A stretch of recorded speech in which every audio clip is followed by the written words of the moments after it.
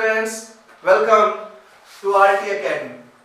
और मैं आपका बायोलॉजी टीचर नागेंद्र साहू आपके लिए लाया हूँ अपने सेकेंड लास्ट चैप्टर, यानी कि देखा जाए तो हमारा एक चैप्टर अभी प्रिंसिपल ऑफ जेनेटिक्स पे है, जहाँ पर कुछ मेंडल्स के लॉ पे क्वेश्चन है। वो चैप्टर मैंने लास्ट में रखा था क्योंकि आप पहले डीएनए मेरे को अच्छे से जान जाएं, देन उसके आंसर डिस्कस करेंगे। तो लास्ट जो आपको चैप्टर वो रखूंगा, और उसके पहले हमारा चैप्टर खत्म कर रहे हैं। हालांकि देखा जाए तो सिलेबस के अकॉर्डिंगली हमारा लास्ट चैप्टर है बायोडायवर्सिटी एंड इट्स कंजर्वेशन। तो इस चैप्टर को हम आज फिनिश करेंगे। इसके इंपॉर्टेंट क्वेश्चन के बारे में जानेंगे जो बोर्ड में पूछे गए। जैसे कि मैं हर बार कहता हूं कि आपको वही क्वेश्चन आंसर मैंने यहाँ रखे हुए हैं 1 मार्क में, 2 मार्क्स में, 3 मार्क्स में, 5 मार्क्स में, जो कि आपके बोर्ड एग्जाम में आने वाले हैं। तो इन इंपॉर्टेंट क्वेश्चन आंसर की सीरीज को हमने शुरुआत से लेकर के अंत तक निभाया, और आपको भी पढ़ते रहना है और आपको भी निभाना है एक वादा कि भाई चैनल को सब्सक्राइब कर लीजिए, हमारे आरटी एकेडमी चैनल, इसको सब्सक्राइब कर लें, और जो हमारे ओल्ड व्यूअर्स हैं वो लाइक और शेयर जरूर मारें। चलिए समय बिना गंवाए, क्योंकि क्वेश्चन हमारे पास भंडार है, तो चालू करते हैं question biodiversity and it's conservation पे। पहले नंबर पे क्वेश्चन चालू करेंगे, बायोडायवर्सिटी पे क्वेश्चन उठाते हैं। तो बायोडायवर्सिटी पहला 1 मार्क का क्वेश्चन है। Identify A and B in the figure given below representing proportionate number of major vertebrate taxa। NCERT के हमारे दूसरे पेज का इस डायग्राम दिया गया है, जहां पर फिशेज हैं, रेप्टाइल्स को एक ग्राफिकल रिप्रेजेंटेशन दिया गया है। तो मैंने जब आपको लेक्चर पढ़ाया तो मैंने बोला था आपसे कि देखिए फिशेज का बहुत ज्यादा पार्ट है, क्योंकि फिशेज धरती पे जब लाइफ आई तो ओशियन से लाइफ स्टार्ट हुई, तो जिम्मेदारी बनती है कि ओशियंस पे ही लाइफ की जो आपकी वेरिएशंस हैं वही मिले। तो फिशेज ने आधा पार्ट कवर कर लिया। 50% पार्ट्स में ए है, बर्ड्स हैं, रेप्टाइल्स हैं। मेरे भाई दो ही लोग बचते हैं, बर्ड्स हो गया, रेप्टाइल्स हो गया, तो बचेंगे मैमल्स और बचेंगे एम्फीबियंस। तो नंबर हमारा देखिए जो ए बता रहा है, क्या बता रहे हैं इनके अकॉर्डिंग, कह रहे हैं in the above mention figure among the major vertebra taxa A represent mammals. A mammals को रिप्रेजेंट कर रहा है, ए वाला मैमल्स को रिप्रेजेंट करेगा, ए हमारे मैमल्स को रिप्रेजेंट करेगा, और बी हमारा जा रहा है एम्फीबियंस में। तो आंसर आपको यहां दिया गया है, A represent mammals and B represent amphibians. Next question कहता है write the level of biodiversity represented by a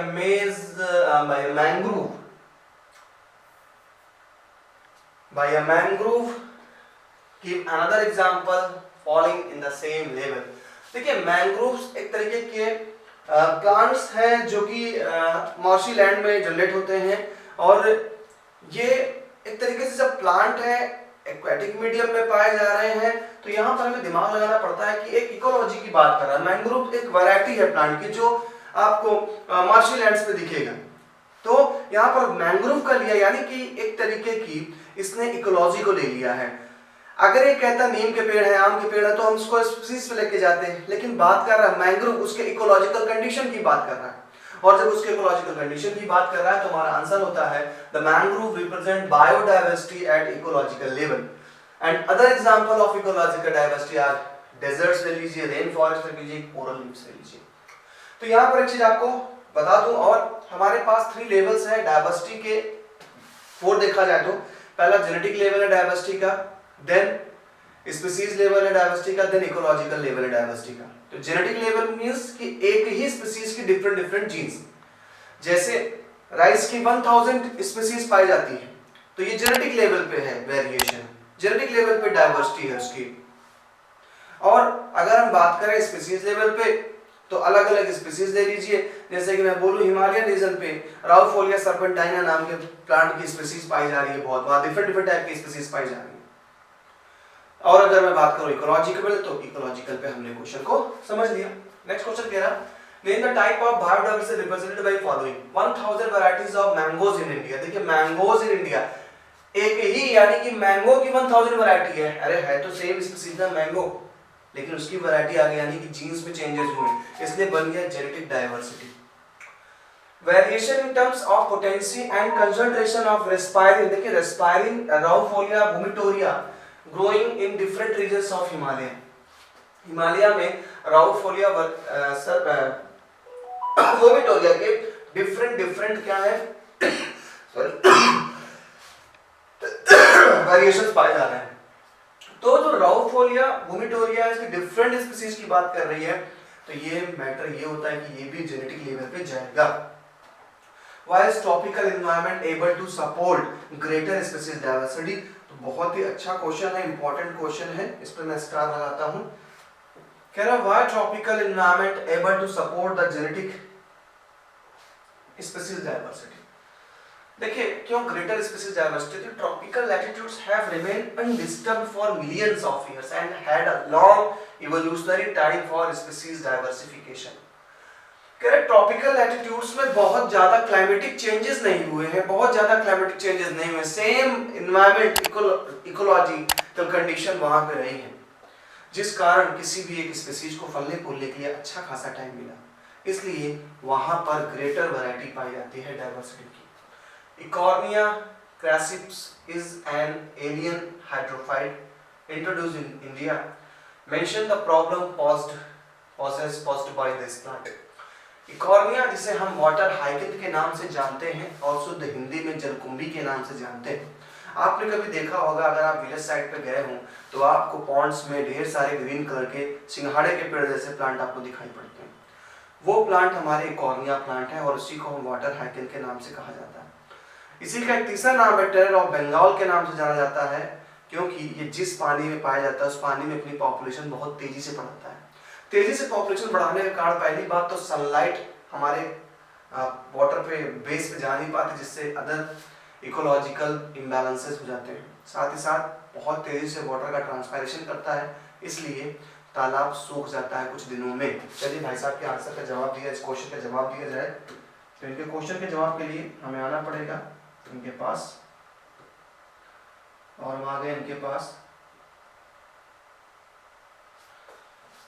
water hyacinth Eichhornia introduced in India is threatening the existence aquatic life in ponds and lakes as it clogs the stagnant water bodies very fast, thus the native species are endangered। बात मेरे समझ में आ गई, native वहां की मौजूद species खत्म हो जाती है, endangered खतरे में होगी।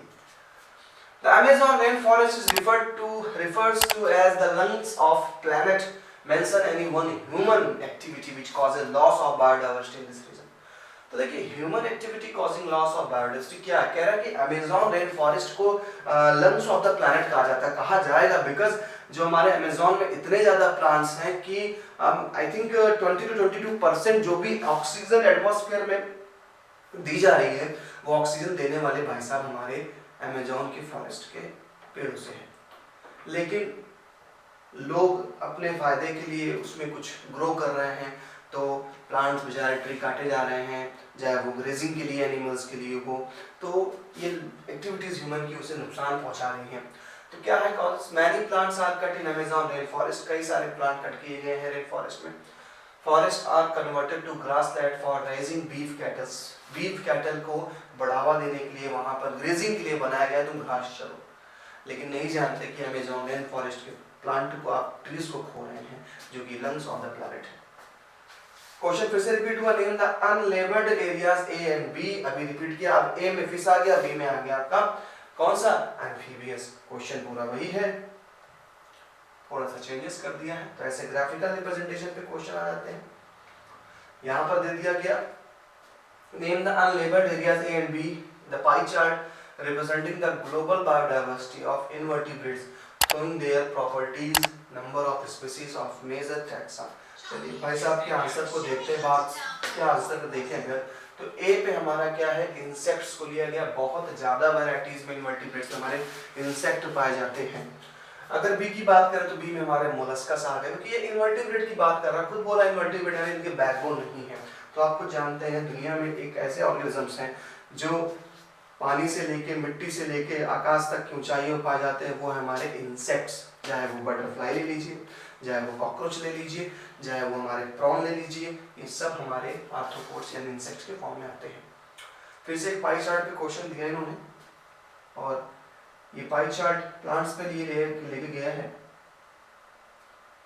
चलिए क्वेश्चन देखते हैं क्या कहते हैं क्वेश्चन। मॉसेस दिया गया, फंस दिया गया है, एल्गी दिया गया है, लाइकेन दिया गया है। ए और बी की बात करें तो देखिए चीज बताते हैं आपको, प्लांट्स में अगर जाएंगे तो आपको फंजाई भी बहुत ज्यादा मिलेंगी और एंजियोस्पर्म, जो भी आप अपने सराउंडिंग बेसिकली जो प्लांट देखते हैं, ट्री देखते हैं, वो एंजियोस्पर्म्स होते हैं, यानी कि फ्लावरिंग प्लांट्स, जो भी फ्लावरिंग प्लांट्स होते हैं जिनमें फ्रूट्स होते हैं, वो हमारे एंजियोस्पर्मिक प्लांट है। तो ए हमने दिया फंजाई को और बी की जगह दे दी हमने एंजियोस्पर्म्स को। क्लियर? अबाउट 200 स्पीसीज, बहुत ही अच्छा क्वेश्चन। यहाँ पर इस क्वेश्चन के लिए मैं आपको फिर से स्टार देना चाहूंगा, ये क्वेश्चन स्टार के लायक है, तो भाई साहब को स्टार दे दिया जाए। Question, about 200 species of cichlid fish became, हालांकि चिचिल्ड को किकिल्ड भी बोल सकते हैं, आपको जो प्रोनाउंसिएशन करना हो करें। About 200 species of cichlid fish became extinct when a particular fish was introduced in a lake Victoria, Africa. Africa के लेक विक्टोरिया लेक में किकिल्ड नाम की 200 स्पीसीज से ज्यादा उस फिश की वैरायटीज की फिशेस पाई जा रही थी, सब जिंदगी सबकी अच्छी चल रही थी, लेकिन कहीं से एक एलियन स्पीसीज इंट्रोड्यूस हुई। एलियन स्पीसीज इंसान लेके आया या किस वाटर करंट से चली आई, वो फिश का साइज काफी बड़ा था और जब वो फिश आ गई जिसका नाम था नाइल पर्च, इस फिश ने हमारी किकिल्ड फिश को खाना शुरू कर दिया। किकिल्ड फिश को खाना शुरू कर दिया, जब तक लोगों को पता चला तब तक 200 स्पीसीज डाइवर्स हो चुकी थी। इसी पे एक टर्म मैं दूंगा यहाँ पर, इसको बोलते हैं, आपसे पूछ सकता है what is alien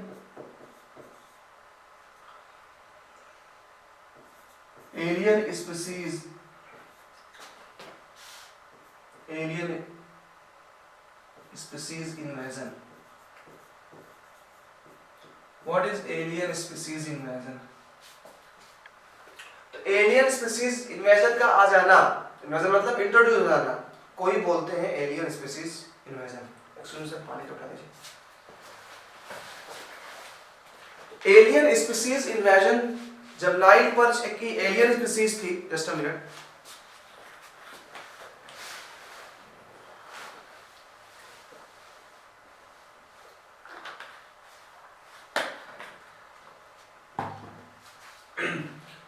sorry for, तो एलियन स्पीसीज जो थी जब वो इन्वेजन हुई, यानी कि एंटर कर गई लेक विक्टोरिया में, तो एक टर्म तैयार हुआ जहां पर 200 किकिल्ड फिश को मार दिया गया, सब खा गई है ना। तो ये क्वेश्चन बहुत इंपॉर्टेंट, याद रखिएगा। List 4 causes of biodiversity loss, 4 ऐसे कारणों के नाम बताइए जिनके कारण बायोडायवर्सिटी लॉस हुई। तो बचपन से क्वेश्चन है कि जब भी उनका हैबिटेट लॉस होगा एंड फ्रेगमेंटेशन होगा। हैबिटेट लॉस का मतलब उनकी जगह आपने ले ली, आप जंगलों को काट के उनकी लकड़ियों से घरों को बनाना चाहते हैं लेकिन दूसरे के घरों को छीन लेते हैं, हैबिटेट लॉस हो गया, उसके नेचुरल घर चला गया, कहां जाएगा। क्यों आजकल टाइगर तेंदुए दिख जाते हैं, यहां तक ढाए वहां तक ढाए, क्योंकि हैबिटेट लॉस हुआ है इनका। दूसरा फ्रेगमेंटेशन, फ्रेगमेंटेशन क्या होता है, आपने सोचा कि एक जंगल पड़ रहा बीच में और अगर इस रास्ते से अभी तक घूम के यूं जाना पड़ रहा था, डिस्टेंस बहुत लग रही थी, दिमाग लगाया गया, इंजीनियर्स ने बताया ऐसा करिए सर, घूम के मत जाइए, आप एक काम करिए, आप इस जंगल के बीच से रास्ता निकालिए। आप जंगल के बीच से आप रास्ता निकाल रहे हैं तो ये तो पेड़ हटाई दिए आपने, काट के हटा दिए, फिर ये तो नुकसान हुआ ही होगा। साथ ही साथ जो घर था जिसका वो 2 पार्ट में बढ़ गया, ए और बी, ए वाले बी से जुदा हो गए। इसीलिए रोडों पे चलते हुए आपको जानवर दिखाई पड़ जाते हैं कई ऐसी जगह पे जहां फॉरेस्ट के बीच से रास्ता निकाला गया। इसको बोलते हैं फ्रेगमेंटेशन, फ्रेगमेंट कर दिया, अलग कर दिया। Next thing, over exploitation.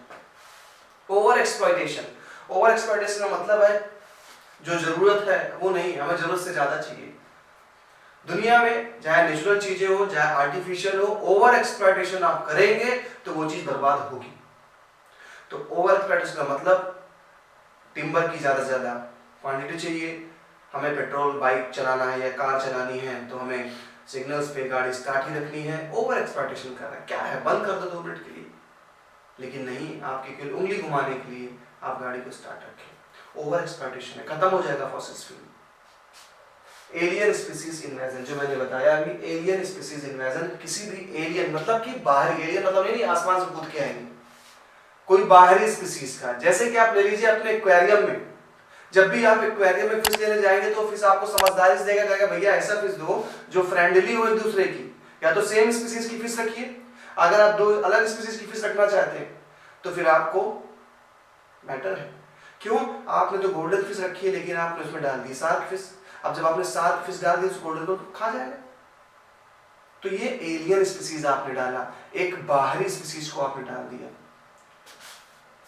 What is the meant by alien species invasion? देखिए क्वेश्चन रिपीट होके आया, What is the meant by alien species invasion? अभी मैंने आपको समझाया alien species invasion क्या होता है, तो जरूरत है नहीं इसको एक्सप्लेन करने की, देख लीजिए आपके नोट्स के लिए क्वेश्चन का आंसर यहाँ पे पूरा पूरा लिखा हुआ है। Justify with the help of an example where a deliberate attempt by humans has led to the extinction of a particular species। तो भैया ह्यूमन का एक ही चीज है, वो ओवर एक्सप्लॉयटेशन के लिए रिसोर्सेज का बहुत नुकसान करता है। आंसर आपके पास है। एग्जांपल पे ले लेंगे तो अभी हाल ही में ये हमारे एक्सटिंक्ट हुए हैं एनिमल्स, जैसे Steller sea cow and passenger pigeon. एक जमाना था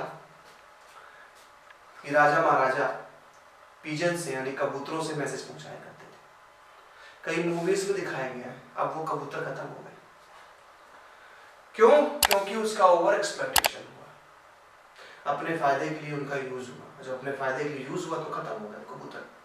तो ये ह्यूमन की बहुत ही बड़ी इंटरफेरेंस होती है जिससे हमारी एक स्पीसीज एक्सटिंक्ट हो जाती है। अगला क्वेश्चन ताबड़तोड़, the given graph shows species area relationship, right the equation of the curve A and explain. Species area relationship के बारे में जानने से पहले कुछ बता दूं आपको कि ये क्वेश्चन तो बहुत इंपॉर्टेंट है। 100% अगर इस चैप्टर से क्वेश्चन आ सकता है तो ये तो 100% दावा रखता है। स्पीसीज एरिया रिलेशनशिप था क्या? अलेक्जेंडर वॉन हम्बोल्ट अफ्रीकन जंगल में रिसर्च कर रहे थे। इन्होंने देखा कि एक छोटी सी जगह पर जो ऑर्गेनिज्म को काउंट किया तो पता चला हाँ इतने डाइवर्सिटी, इतने टाइप के ऑर्गेनिजम्स हैं। इन्होंने जगह बड़ा करी, जगह बड़ा पे मेजरमेंट करना चालू किया तो इनको और स्पीसीज की डाइवर्सिटी मिली, और बड़ा देखा इन्होंने कि नहीं 100 मीटर के एरिया में नापते तो इनको और स्पीसीज मिली। यानी वॉन हम्बोल्ट ने देखा कि जैसे जैसे एरिया बढ़ रहा था, जैसे जैसे एरिया बढ़ रहा था स्पीसीज की रिचनेस भी बढ़ रही थी।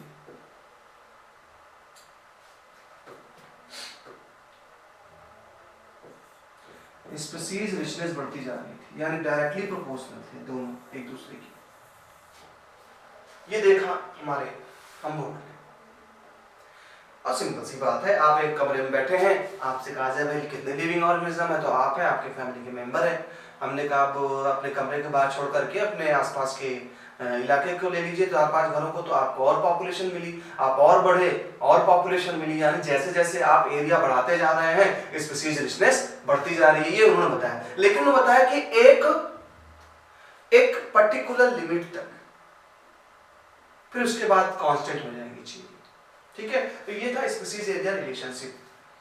अब इसी को उन्होंने ग्राफिकल रिप्रेजेंट किया। कैसे किया देखिए जरा,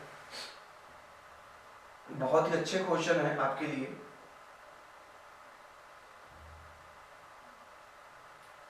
ये देखिए, ये एक ग्राफिकल रिप्रेजेंटेशन था। नीचे एरिया है, ऊपर स्पीसीज रिचनेस है, ए कर्व है, बी है। अब है क्या ये देखा जाए। देखिए बी कर्व साफ साफ दिख रही है, ये ग्राफिक में जब हम डालेंगे तब है, थोड़ा सा लॉगरिथम है यहाँ पर। तो the equation for the curve A is, A के लिए इक्वेशन क्या है, s is equal to C A की पावर जेड। ये मैंने थ्योरेटिकल आपको एक्सप्लेन किया है, याद रखिए। यहाँ पर हम क्वेश्चन आंसर पढ़ते हैं, वहां मैंने थ्योरी में आपको अगर देखना है ब्रीफली एक्सप्लेनेशन तो चैप्टर पे चले जाइए और जाकर के उस पे इस टॉपिक पे देखिएगा स्पीसीज एरिया रिलेशनशिप पे कैसे s is equal to C A की पावर जेड आ गई। z is the slope of regression coefficient, s species, a हमारा एरिया को, c हमारा कांस्टेंट है। तो देखिए लिखा where s species richness, a area C y intercept, Z slope of the line, regression coefficient। तो अलेक्जेंडर वॉन हम्बोल्ट, थोड़ी मैं इसमें समझा देता हूँ आपको। ये क्या था, इन्होंने कहा कि जैसे जैसे आप एरिया बढ़ाते जाते हैं स्पीसीज की रिचनेस बढ़ती जाती है, यानी S is equal to C A की पावर z। अब ये कह रहा है C इज इक्वल टू क्या है, y इंटरसेप्ट। y इंटरसेप्ट क्या कैसे, ये मान लीजिए x एक्सिस है, ये y एक्सिस है, तो कह रहा C वो प्लेस है जहां पर y इंटरसेप्ट हो गया, यानी y कहां चला गया, देखो x की तरफ चला गया। जिस जगह से y को इंटरसेप्ट किया जाएगा वो हमारा C हो गया, और उसको ने बोला y इंटरसेप्ट। एक चीज और पूछेगा आपसे, कहेगा z क्या है, z slope of line, slope मतलब ढलान, स्लोप मतलब ढलान है, तो आपसे कहेगा अगर z बहुत स्टीपर हो जाए, स्टीपर का मतलब बहुत ज्यादा स्लोप हो जाए ऐसे, तो इसका क्या मतलब है। तो देखिए अगर ये हो जाएगा तो क्या मतलब है कि एरिया जैसे बढ़ा, अभी स्पीसीज रिचनेस भी बढ़ रही है, ये बड़े बड़े कॉन्टिनेंट के लिए होती है कि स्पीसीज एरिया बढ़ती, एरिया बढ़ेगा स्पीसीज बढ़ेगी, जबकि ए वाला कहता है कि एक टाइम के बाद कांस्टेंट हो जाएगा। लेकिन अगर एग्जाम में आता है कि जेड बहुत ज्यादा स्लोपी है, बहुत ज्यादा स्टीपर है, स्टीपर मतलब ढालदार है, तो क्या मतलब है इसका, इसका मतलब यह है कि स्पीसीज डिस्टेंस वहां बहुत ज्यादा है। अभी आपको देखने को ये क्वेश्चन में मिलेगा। इसी को वॉन हम्बोल्ट ने तराशा और नाम दिया स्पीसीज एरिया रिलेशनशिप। चलिए थोड़ी थ्योरी देखें इनकी क्या कहते हैं। कहते हैं Alexander von Humboldt observe that within a region species richness increase with increasing explored area but only up to a limit, तभी वहां पर s equal to c a की power z। The relation between species richness and area for a wide variety of taxa like angiosperms, birds, fishes turns out to be a rectangular hyperbola, जो आप देखा rectangular hyperbola। With the help of an example how alien species invasion causes biodiversity loss, तो आप चले जाइए Nile perch वाली चीजों को लिख दीजिए, आपका आंसर आ जाएगा। Giving two reasons explain why there is more species biodiversity in tropical latitudes। तो पहला तो आपने देखा था क्योंकि वहां पर क्या है, क्लाइमेटिक कंडीशन बहुत समय तक सिमिलर नहीं है, चेंजेस नहीं हुए, इसलिए कोई मरा नहीं जल्दी से। लेकिन दूसरा कारण क्या है, देखिए दूसरा कारण पे क्या है कि सनलाइट बहुत अच्छी क्वांटिटी में अवेलेबल रही। सनलाइट के होने से बड़े फायदे मिले, क्योंकि आप जानते हैं एनर्जी का मेन सोर्स तो हमारा सन है, तो जहां सन रहेगा वहां एनर्जी प्रोडक्टिविटी बढ़ती रहेगी। पहला इन्होंने बताया speciation is a function of time. The temperature region were subjected to frequent glaciation in the past, while the tropics have remained undisturbed and so had longer time to evolve species diversity। हमारा temperate region काफी समय से glaciation में रहा, इसलिए कोई productivity नहीं हो पाई। लेकिन हमारा जो ट्रॉपिकल रीजन था, वो ट्रॉपिकल रीजन रिमेन्ड अनडिस्टर्ब रहा, कोई क्लाइमेटिक फैक्टर चेंज नहीं हुए। सेकंड थिंग, मोर सोलर रेडिएशन, जैसा कि मैंने बताया सोलर रेडिएशन अच्छी है, क्योंकि सोलर रेडिएशन होगा तो प्लांट उस रेडिएशन को एब्जॉर्ब करके फूड चेन को बढ़ाएगा, तो सिंपल सी बात है अच्छी खासी प्रोडक्टिविटी रहेगी। The environment of tropics is less seasonal. Tropics के जो सीजन्स होते हैं वो लेस सीजनल होते हैं and relatively more constant and predictable which encourages niche specialization and species diversity. Simple सी बात है, जब लेस सीजनल है यार, अभी सर्दी का मौसम चल रहा है, सर्दी रही तो वहाँ के मौजूद जो प्लांट्स है अपने आप को उस एडाप्टेशन में, मतलब उस इन्वायरमेंट में अडाप्ट कर लेते हैं। अभी आप देख रहे होंगे कि सर्दियों में हार्ट अटैक से काफी लोग मरे, सोचिए सर्दियां ना पड़ रही होती तो ना मरे होते। सेम ऐसे जब लेस सीजनल होगा तो वैरायटीज जो होंगी आपकी क्या होंगी, मेंटेन रहेंगी, क्योंकि सीजन चेंज होगा तो कोई ना कोई तो मरेगा। In the biosphere, immense biological diversity exists at all level of biological organization।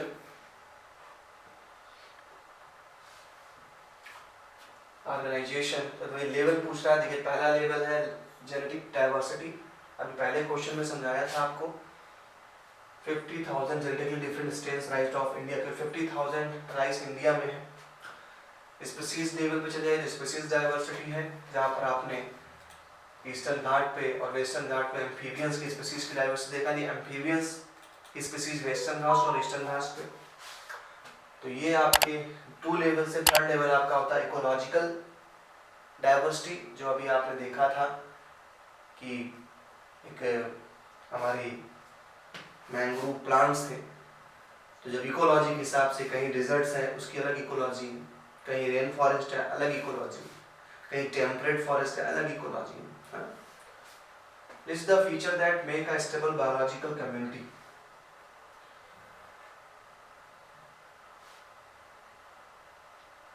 चलिए इसको रेज कर लेते हैं। कह रहा फीचर्स क्या है स्टेबल बायोलॉजिकल कम्युनिटी के लिए, तो पहले it's not so much variation in productivity from year to year, बहुत ज़्यादा वेरिएशन न शो करे year to year. It should be resistant और resilient to occasional disturbance both natural and man made.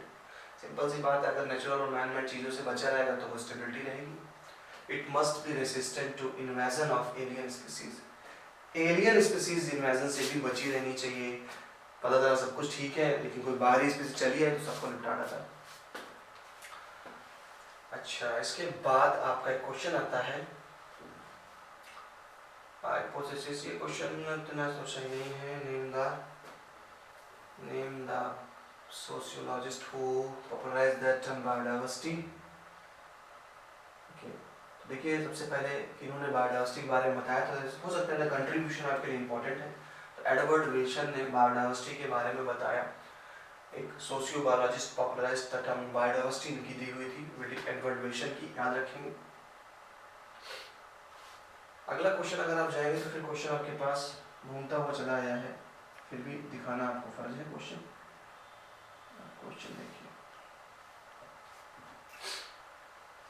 देखिए डाइवर्सिटी के लेवल आ गए, species, genetic, ecological diversity, यहाँ से मिल जाएगा जो बता चुका हूँ। ऑब्जर्व द ग्लोबल बायोडाइवर्सिटी, फिर से देखिए वही आ गया, फंजाई, एंजियोस्पर्म, मॉसेस हैं ये हैं, विच ग्रो प्लांट, तो ये भी क्वेश्चन आप हम कर चुके हैं। अगले क्वेश्चन की बात करें, फिर से देखिए आ गया स्पीसीज एरिया रिलेशंस। क्वेश्चन से ही देखते हैं क्योंकि क्वेश्चन अच्छा है इसलिए इस पर डिस्कस करना जरूरी है दोबारा। The following graph shows the species area relationship, answer the following questions as directed. चलिए इनका आंसर दिया जाए। एरिया वही स्पीसीज रिलेशनशिप, बी आपको पता है, S is equal to C A की पावर जेड। अब इसी पे अगर लॉग फॉलो कर देंगे तो क्या होगा, मुझे लॉग तो बहुत नहीं अच्छा आता, but log S log then log Z, इसका चलिए आंसर देख लेते हैं सीधे, क्यों हम बायो वाले स्टूडेंट मैथ्स का बहना लें, कि नहीं मैथ्स के बहने क्यों नहीं। चलिए क्वेश्चन का आंसर मेरा कहाँ चला गया भाई, पहला क्वेश्चन कहता है name the naturalistic who studied the kind of relationship shown in the graph, तो आपको पता है अलेक्जेंडर वॉन हम्बोल्ट थे। Right the observation made by him, तो इन्होंने क्या ऑब्जर्वेशन किया, पहले क्वेश्चन का आंसर नीचे दिया गया है कि जैसे जैसे इस एरिया बढ़ता है स्पीसीज रिचनेस, स्पीसीज रिचनेस को मतलब समझिए वैरायटी से। आपने पार्क के एक पेड़ पे प्लांट में बर्ड्स के देखा, कुछ वैरायटी स्पैरो थी। आप उस गार्डन के दूसरे प्लांट पे गए, दूसरे ट्री पे गए, देखा आपको दूसरे और टाइप की वैरायटीज मिली बर्ड्स की। आप ऐसे पूरे गार्डन के पेड़ों में देखो तो आपको बहुत वैरायटी मिली। तो आप जो वैरायटीज देख रहे हैं ये क्या है, यही होती है आपकी स्पीसीज रिचनेस। तो अभी एक पेड़ का एरिया था, कम थी, आपने 2 पेड़, 10 पेड़, 100 पेड़ को देख डाला, तो आपने एरिया बढ़ा दिया ना। अब एरिया बढ़ा दिया तो आपको क्या मिले, बहुत सारी वैरायटी देखने को मिली। इसीलिए बोला गया है कि जैसे जैसे एरिया बढ़ता है स्पीसीज रिचनेस बढ़ती है up to a limit. Write the situation as discovered by the ecologist when the value of Z slope of the line lies between. देखिए एनसीईआरटी में 3 लाइनें दी गई हैं, एक 0.1 एंड 0.2, एक दिया गया है 1.2 से 1.6 और एक 6 से 1.2 दिया गया है। देखिए यहाँ पर ये बहुत इंपॉर्टेंट 3 लाइनें कह रहा, अगर जो जेड की वैल्यू है 1 से 0.2 के बीच में। देखो ये बड़ा है या ये बड़ा है, देखा जाए तो ये वाला बड़ा है, यानी जिसकी ज्यादा वैल्यू होगी जेड उतना ही स्टीपर हो जाएगा। स्टीपर मतलब ढालदार। तो अगर पहले वाले का ये जा रहा है, यानी इसको बोले ए, इसको बोले बी, ए वाले का ये है और 6 वाले का ये जा रहा है, तो आप बताइए सबसे ज्यादा ढालदार कौन है? जो जितना ढालदार होगा उतना ही वहां पे स्पीसीज रिचनेस मिलेगी आपको। तो सिंपल सी बात है, देखिए what does Z stand for. दूसरे क्वेश्चन का आंसर देखते हैं। Ecologist have observed that when the value of Z lies between 0.1 to 0.2 when the species are considered for a small or average area था, small और average area था। when the value of z lies between ये the area considerable is very large, क्योंकि species richness बढ़ गई। very large z represent the slope of the line regression coefficient। तो कभी भी z की वैल्यू बहुत ज्यादा दी जाए और बहुत कम दी जाए तो याद रखिएगा कम का मतलब जो वैल्यू जा रही है वहां पर आपका एरिया छोटा है, और अगर वैल्यू ज्यादा जा रही है जेड की, बहुत स्लोपी हो रहा है, मच स्टीपर हो रहा है, तो वो एरिया बड़ा है। नेक्स्ट क्वेश्चन आंसर के ए हो गया। B when the value of Z line between, ये तो हो ही गया। अब कह रहे हैं third question, the slope of the line will be, क्या कहते हैं, the slope of the line be will become steeper when very large areas such as continents are considerable for a species area relationship. Explain giving 3 reasons why tropics show greatest level of species। फिर से वही question आया, क्यों tropics पे ज्यादा है? तो अभी पता था क्योंकि ट्रॉपिक्स लेस सीजनल होते हैं, ट्रॉपिक्स पे सनलाइट अच्छी क्वांटिटी में होता है, ट्रॉपिक्स पे बहुत ज्यादा इकोलॉजिकल चेंजेस नहीं हुए। ये भी क्वेश्चन हो चुका है। एलियन स्पीसीज इन्वेजन पे देखिए फिर से क्वेश्चन आया आपके लिए, फिर से वही लेक विक्टोरिया। तो मैंने बोला है क्वेश्चन बहुत इंपॉर्टेंट है, इसलिए बार बार रिपीट कर रहा हूं, तो भाई हिट कर लीजिए आप भी अपने दिमाग पे और अच्छे से तैयार करिए इस क्वेश्चन को। ओके चलिए एक क्वेश्चन नया है, चर्चा करते हैं नए क्वेश्चन पे।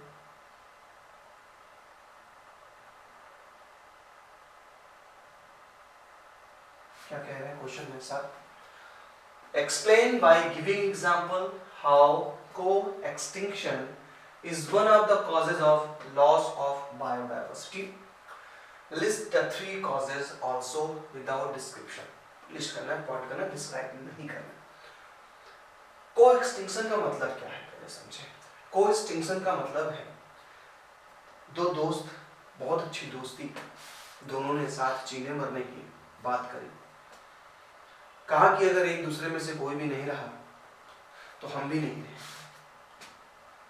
हुआ कुछ ऐसा, मान लीजिए एक्स भाई साहब, एक्स और वाई दो दोस्त थे, एक्स वो शहर छोड़ के चले गए, कोई कांटेक्ट नहीं किया वाई से, एक्स लापता हो गए, एक्स मारे गए। जब x दूर चला गया y से, y को ये नहीं बताया गया क्यों मारे गए, लेकिन दोनों का वादा था एक साथ ही रहना है तभी जिंदा रहेंगे। y b क्या हो गया, खत्म हो गया। यानी दो ऐसे स्पीसीज जो एक दूसरे पे डिपेंडेंस हैं, अगर एक को अलग किया जाएगा दूसरा मारा जाएगा। कुछ ऐसा हुआ था हमारे गैलापागोस आइलैंड पे, सॉरी मॉरिशस पे। मॉरिशस में डोडो नाम का एक बर्ड था, उड़ नहीं पाता था, फ्लाइंग लेस बर्ड थी, एक प्लांट के सीड को खाती थी वहां पे। उस आइलैंड पे लोगों को धीरे धीरे पॉपुलेशन बढ़ती गई और जिस प्लांट की वो सीड खाते थे उस प्लांट की टिम्बर उन्होंने यूज करना चालू किया, मजबूत टिम्बर था।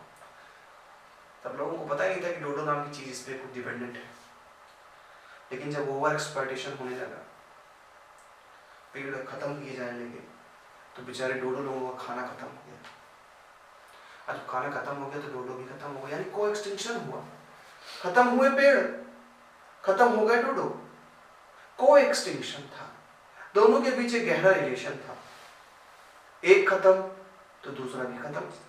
यही हुआ कुछ को एक्सटिंक्शन में। अब आपको आंसर समझ में आ जाएगा। तो co-extinction is one of the causes of loss of biodiversity, as when a species become extinct, the plant and the animal species associated with it in an obligatory manner also become extinct. एक खत्म हुआ दूसरा खत्म हो जाए. Example की बात करें, plant pollinator mutualism, extinction of one result in the extinction of other. इस पे क्वेश्चन पढ़ाया मैंने कि एक फिग प्लांट और वैप्स के बीच म्यूचुअलिज्म होता है. वैप्स को पॉलिनेटर है फिग का, और फिग एक तरीके से हमारे वैप्स को उनके एग, उनके लार्वा के डेवलपमेंट के लिए जरूरी होता है फूड. अगर फिग खत्म हो जाएंगे तो वैप्स की स्पीसीज खत्म, वैप्स खत्म तो पॉलिनेटर खत्म हो जाएंगे, फिग भी खत्म हो जाएगा. ये है coextinction. If a host fish become extinct, the unique parasite depending on it would also become extinct. एक फिश है जिसमें कई सारे पैरासाइट रहते हैं उसकी बॉडी पे मौजूद बचे हुए फ्लश को खाते हैं. अब अगर पैरासाइट को हटाए तो पैरासाइट्स उसके माउथ के अंदर जाकर सफाई करते हैं जिससे कोई पैथोजन ना जाए. अब अगर फिश को मारते हैं तो पैरासाइट कहाँ रहेंगे. दोनों का रिलेशन था, को-एक्सटिंक्शन है. अच्छा क्वेश्चन है, याद रखिए. The other causes of loss of biodiversity: habitat loss, fragmentation, overexploitation, invasion of alien species. ये भी बहुत बढ़िया ताबड़ा तो क्वेश्चन आपके लिए आ रहा है. और क्वेश्चन है एक्सप्लेन द रिवेट-पॉपर हाइपोथेसिस. बहुत ही फेवरेट क्वेश्चन है मेरा, क्योंकि बोर्ड में स्पीसीज एरिया रिलेशनशिप और रिवेट-पॉपर हाइपोथेसिस ये दो पे क्वेश्चन बहुत पूछता है. तो ये दो क्वेश्चन तो बेटा तैयार कर लीजिए. एक क्वेश्चन तो रखा ही है इस पे. क्वेश्चन इज एक्सप्लेन करना rivet-popper hypothesis. Name the ecologist who proposed it. तो पॉल एरलिच, बड़ा अजीब सा नाम है, पॉल एरलिच नाम के साइंटिस्ट ने एक चीज का पता लगाया है, बड़ी कॉमन सी चीज. इन्होंने इकोलॉजी की चीज पे एक बात करी. आज हम सभी जागरूक हो चुके हैं और हम सभी जानते हैं कि किसी भी इकोसिस्टम में हर एक ऑर्गेनिज्म का, हर एक स्पीसीज का अपना लेवल है. जैसे अगर एक फॉरेस्ट के इकोसिस्टम में डियर्स को मार दिया जाए सारी, तो हमारे कार्निवोरस खत्म हो जाएंगे. कार्निवोरस को मार दिया जाए तो जंगल तबाह हो जाएगा. यानी एक तरीके का हर एक स्पीसीज का एक जंगल में महत्व है. एक खत्म तो दूसरे पे इफेक्ट पड़ेगा. मानते हैं? ठीक है. अब इसी चीज को पॉल एरलिच समझाने के लिए थोड़ा दूसरे अंदाज में समझाया, क्योंकि तब लोगों के दिमाग में इतनी समझ नहीं थी, इतने जागरूक नहीं थे. पॉल एरलिच ने बताया कि मान लीजिए कोई प्लेन है और उस प्लेन पे जितने भी चेयर्स लगी हुई हैं सब रिवेट-पॉपर, मतलब समझ लीजिए कि स्क्रू लाइक पेच लगे हुए हैं. सारी चीजें पेचों से बंधी हुई है. आप सफर करने निकले और हर एक पैसेंजर अगर उस सीटों के स्क्रू या पेच को खोल के लेता जाए तो एक टाइम आएगा धीरे धीरे प्लेन से सारी चीजें खत्म हो जाएंगी. प्लेन डिसबैलेंस हो जाएगा और नौबत पूरे प्लेन के डिस्टर्ब होने की आ जाएगी. पूरा प्लेन बेकार हो जाएगा. मानते हैं इस बात को? भाई प्लेन के छोटे छोटे पार्ट्स आप लेते जाओगे, एक बार गए ला चलिए खोल के लेके चलिए. तो ये क्या समझाना चाह रहे थे कि इकोसिस्टम एक प्लेन जैसा है जिसमें बहुत सारे सीटें हैं, बहुत सारे पार्ट्स हैं. सेम एज बहुत सारे फॉरेस्ट में, इकोसिस्टम में बहुत सारे स्पीसीज हैं. आप एक एक स्पीसीज को खत्म करोगे तो कोई ना कोई फॉरेस्ट का डिस्टरबेंस हो जाएगा जिससे वहां की इकोसिस्टम बेकार हो जाएगा. यही थी रिवेट-पॉपर हाइपोथेसिस. पॉल एरलिच ने इसको दिया था. चलिए एक्सप्रेशन देख लीजिए. इन एन एयरप्लेन, एयरप्लेन में किससे बोला? इकोसिस्टम से. All parts are joined together using thousands of rivets. Rivets का मतलब वहाँ पेच था, यहाँ पर स्पीसीज है. If every passenger traveling in it, देखिए थ्योरी पढ़ लीजिए, आपके सामने है. कोई दिक्कत हो तो बताइए मेरे को. सारी थ्योरी है, सिंपल सा है, पढ़ डालिए. Further which rivet is removed may also be critical loss of rivets on the wings की species that derive major ecosystem function, और खत्म हो जाएगा हमारा इकोसिस्टम। बहुत अच्छे ढंग से समझाने की कोशिश करी मिस्टर पॉल एहलिक ने। चलिए आगे देखते हैं, क्वेश्चन नंबर 27 में पहुंच चुके हैं। Why are alien species invasion? Why are alien species invasion and loss of habitat fragmentation considered to be a major cause of diversity? तो देखिए भाई, loss of diversity में ये तो दोनों आपको बता चुका हूँ, एलियन स्पीसीज इन्वेजन पे भी और फ्रेगमेंटेशन हैबिtat लॉस पे भी। क्वेश्चन देखिए, इसका आंसर भी पॉज करके करके आप थोड़ी सी 2 मिनट टाइम देता हूँ 1 मिनट का कि मैं हट जाऊँ स्क्रीन से, इससे आप क्वेश्चन को पॉज करके भी उसका आंसर देख सके, किसी पे डिपेंड होने की जरूरत नहीं है। नेक्स्ट चलते हैं, कुछ कंजर्वेशन कर लिया जाए बायोडाइवर्सिटी का।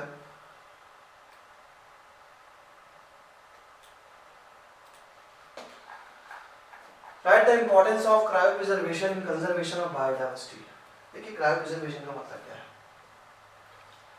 जब कभी कभी कुछ स्पीसीज को हम एक खास टेम्परेचर पे, एक खास मीडियम पे रखते हैं, जैसे -196 डिग्री सेल्सियस पर, वो भी लिक्विड नाइट्रोजन में, अगर हम किसी प्लांट के या किसी एनिमल की सेल को या उसके टिश्यू को रखें तो हम कई सालों तक उसे सुरक्षित रख सकते हैं।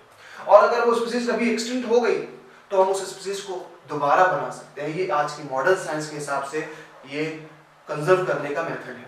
क्लियर? तो देखिए, गैमीट्स और threatened species can be preserved in viable and fertile condition for long periods by cryopreservation. Mention one application of pollen bank. How are pollen stored in the bank? Pollen banks can be used to store pollen grains like seed banks. Stored pollen grains can be used in pollen breeding programs. Pollen grains can be stored in liquid nitrogen -196 degree Celsius for many years. तो cryopreservation में पूछेगा तो आपको temperature याद रखना है, liquid में nitrogen याद रखना है, क्वेश्चन सेम रहेगा। State the uses of biodiversity in the modern agriculture. Biodiversity की मॉडर्न एग्रीकल्चर में क्या यूज है? तो मॉडर्न एग्रीकल्चर में यूज यही होना चाहिए कि हम कुछ ऐसे प्लांट्स बनाएं जिनमें एक रेसिस्टेंस पावर हो, डिसीज से रेसिस्टेंस पावर हो, ड्रॉट, सलाइन मीडियम, इनसे बचने की प्रोसेस हो, प्रोडक्टिविटी अच्छी हो, बायोफोर्टिफिकेशन के थ्रू हम उसमें कुछ मिनरल्स ऐड कर दें, कुछ न्यूट्रिशन ज्यादा बनाने की पावर हो। यही तो है मॉडर्न एग्रीकल्चर में बायोडाइवर्सिटी का। चलिए देखिए, uses of biodiversity in modern agriculture are humans obtain food, fibers, medicines and many industrial processed products from plants. Wide varieties of plants are used for breeding to obtain disease, pest-resistant crops with many desirable traits. By exploring molecular, genetic and species level diversity for economically important product, rich biodiversity can be obtained. Differentiate between in situ and ex situ approaches. ये भी question कई बार पूछा गया है। होता क्या है, ये बड़े स्तर पे कंजर्वेशन है और 2 मेथड कंजर्वेशन के हमने बताए, इन साइटू और एक्स साइटू कंजर्वेशन। चलिए एक पे बात करते हैं। पूरा पूरा डिफरेंस हमारे सामने दिया गया है, उठा लेते हैं डिफरेंस को।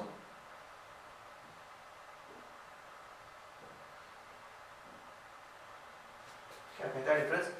इन situ conservation, this method involves protection of endangered species in their natural habitat. किसी नेचुरल हैबिटेट पे उसको बचा लेते हैं, वो हमारा इन साइटू कंजर्वेशन है। It involves placing of threatened animals and plants in special care for their protection.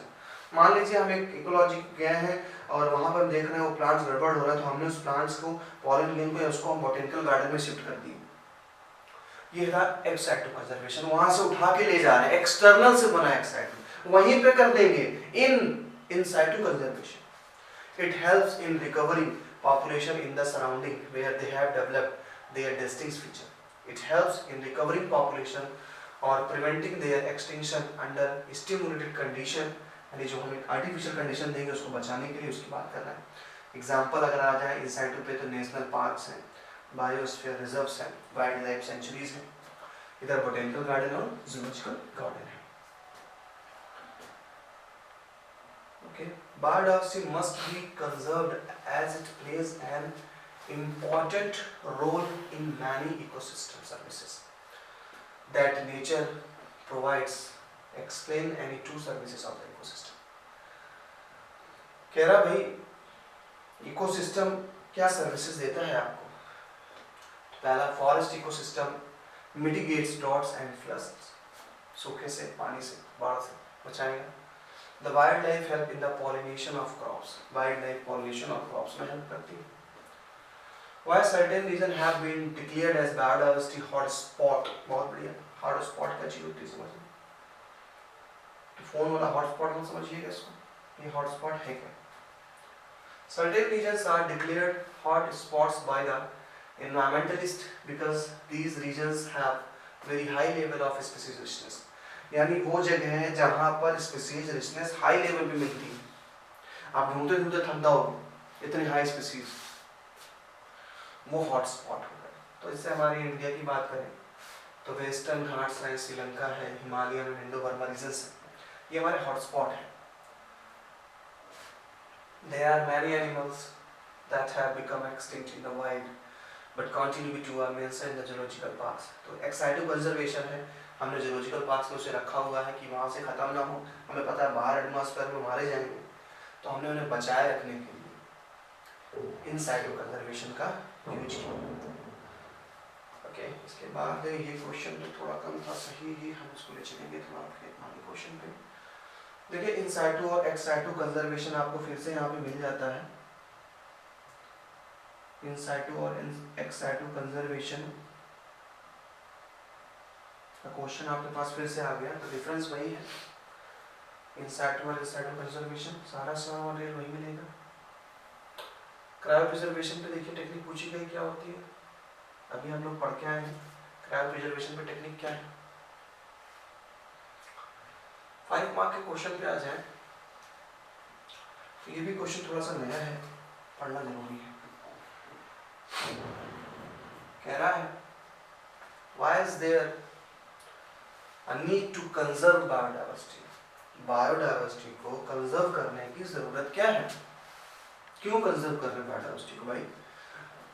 दूसरा कहता है name and explain any 2 ways that are responsible for the loss of biodiversity, 2 causes लिख देने हैं, causes आपको पता है, लेकिन क्यों डाइवर्सिटी कंजर्व कर रहे हैं देख लेते हैं। हम कंजर्व कर रहे हैं डाइवर्सिटी को 3 कैटेगरीज में। पहला है narrowly utilitarian, then broadly utilitarian, then aesthetic. Narrowly utilitarian क्या है, जब आप एक संकीर्ण छोटे सी चीज के लिए इकोलॉजी पे डिपेंड करते हैं, बायोडाइवर्सिटी पे डिपेंड करते हैं, तो उसे हम नैरोली यूटिलिटेरियन बोलते हैं। नैरोली छोटे स्तर पे, जैसे डेली की लाइफ के लिए फूड है, जंगल के लोग लकड़ियाँ यूज करते हैं, है ना, आप अपने डेली लाइफ को जीने के लिए किसी न किसी तरीके से फॉरेस्ट पे डिपेंडेंट हैं, आप ड्रग्स बना रहे हैं, मेडिसिन ले रहे हैं, इंडस्ट्रियल प्रोडक्ट भी यूज कर रहे हैं, यानी आप अपनी पर्सनल ज़रूरतों के लिए जब डाइवर्सिटी को यूज कर रहे हैं तो नैरोली यूटिलिटेरियन हो। दूसरा बड़े स्तर पे जिसकी कीमत अदा नहीं की जा सकती, जैसे includes most of the ecosystem services provided to us nature such as release of oxygen, fixation of CO2 by photosynthesis in plant, pollination, dispersal of seeds etc. इसकी आप कीमत नहीं अदा कर सकते, बहुत बड़े स्तर पे है। तो जब छोटे स्तर पे डेली यूज के लिए आपने लिया नैरोली हो गया, बड़े स्तर पे चले गए ब्रॉडली हो गया, और तीसरा एक स्तर और मिलेगा एथिकल इश्यूज पे। एथिकल इश्यूज क्या कहते हैं, इंसानियत के नाते, अगर इंसानियत के नाते बात करेंगे तो हम बात करते हैं as it become our moral duty to take care of all living species in our surrounding. हम एक मोरल वैल्यू रखते हैं कि नहीं, जंगल हो या प्लांट हो, इंसानियत ये कहती है कि नहीं भाई किसी को मारना नहीं है, तो एथिकल इश्यूज के लिए भी हमें कंजर्व करना चाहिए। अब कौन से वे से इससे आप बचाएंगे, तो हैबिटेट लॉस और फ्रेगमेंटेशन था, को एक्सटिंक्शन था, आपके पास एलियन स्पीशीज इन्वेजन 3 है, आपने तो बताया केवल। Why is there a need to conserve biodiversity? अभी क्वेश्चन सॉल्व किया आपने मेरे सामने, narrowly utilitarian, broadly utilitarian and ethical issues. इसके बाद हम चलते हैं अपने आखिरी पड़ाव पे, जहां पर एक क्वेश्चन आपके पास आएगा हॉट स्पॉट पे। तो हॉट स्पॉट भी हम चर्चा कर चुके हैं कि भाई हॉट स्पॉट वो रीजन है जिस रीजन पे हमारे सबसे ज्यादा स्पीशीज रिचनेस पाई जा रही है या डाइवर्सिटी पाई जा रही है। जैसे कि बात करिए हमने भी इंडो बर्मा रीजन पे, श्रीलंका, हमारे वेस्टर्न घाट, ईस्टर्न घाट पे, हमारे हिमालय रीजन पे, ये हमारे हॉटस्पॉट होते थे। बहुत सारी वैरायटीज़ हैं, बहुत सारी स्पीसीज रिचनेस यहाँ पर है। और इसके साथ हमारे क्वेश्चनों की बौछार खत्म हुई। 100% गारंटी लेता हूँ कि अगर आप मेरे बताए हुए क्वेश्चंस को देखें, उसको समझेंगे, क्वेश्चन बोर्ड में इससे बाहर नहीं आना है। शर्त लग लीजिए, जब पेपर आएगा तो देखिएगा सारे के सारे क्वेश्चन इस चैप्टर के से फंसेंगे। और यही नहीं, हर एक चैप्टर पे डिस्कस करता हूँ, शुरुआत से आखिर तक के चैप्टर पर यही चर्चा करता भी आया हूँ। तो अब आपको मेहनत करनी है, क्योंकि मैं तो खत्म हो रहा हूँ धीरे धीरे, इस चैप्टर को खत्म कर दिया, पेपर पे डिस्कस करेंगे, कुछ सैंपल पेपर से डिस्कस करेंगे। तो मेहनत मैंने कर दी आपके साथ, क्वेश्चंस आपके लिए ले आया, आंसर उसके साथ है। अब आपको मेहनत कर लेनी है थोड़ी सी, पेपर भी आपके पास है, आने वाले हैं, तो थोड़ी मेहनत कर ली जाए, थोड़ा पढ़ लिया जाए और हमारे चैनल को सब्सक्राइब, लाइक और शेयर कर दिया जाए, बस काम खत्म। तो मुलाकात करेंगे फिर से हम अपने चैनल आरटी एकेडमी पे। Thanks for watching. और मैं आपका बायोलॉजी टीचर नागेंद्र साहू। एक हमारा आखिरी चैप्टर बाकी बचा है, उसके कुछ एमसीक्यूज पे डिस्कस करेंगे। हालांकि वो चैप्टर बड़ा नहीं, काफी पार्ट उसका रिमूव कर दिया गया है, जिसमें आपने प्रिंसिपल ऑफ इनहेरिटेंस पे था चर्चा करनी थी, मेंडल के कुछ लॉज थे उस पर बात करनी, उसके बहुत पार्ट को रिमूव कर दिया गया। तो एक लेक्चर पे वो भी फिनिश कर दूंगा। और आपके क्वेश्चन आंसर वाली जो मैंने प्रॉमिस किया था कि हम पूरे चैप्टर से एक इंपॉर्टेंट क्वेश्चन आंसर पढ़ेंगे, वो मैंने पूरा किया। क्लियर? तो मुलाकात करते हैं नेक्स्ट क्लास में, तब तक के लिए बाय बाय।